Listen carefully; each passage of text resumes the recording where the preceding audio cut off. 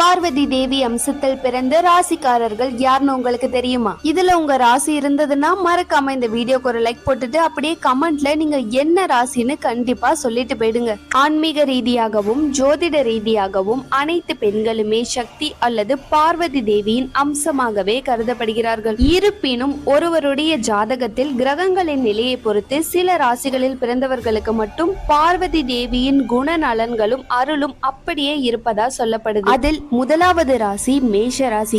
மேஷராசி செவ்வாயின் ஆதிக்கத்தை கொண்டது. பார்வதி தேவியின் வீர வடிவமான துர்க்கை அம்மனின் அம்சம் இவர்களுக்கு அதிகம் உண்டு. இவர்களிடம் அதீத தைரியம், எதற்கும் அஞ்சாத குணம் மற்றும் எதையும் முன்னின்று நடத்தும் ஆளுமை திறன் இருக்கும். இரண்டாவதாய் இருக்கக்கூடியது கடகராசி. சந்திரனை அதிபதியாக கொண்ட ராசி. பார்வதி தேவியின் தாய்மை மற்றும் கருணை வடிவமான அன்னபூரணி அல்லது உமையால் அம்சம் இவர்களுக்கு பொருந்தும். இவர்களிடம் அளவற்ற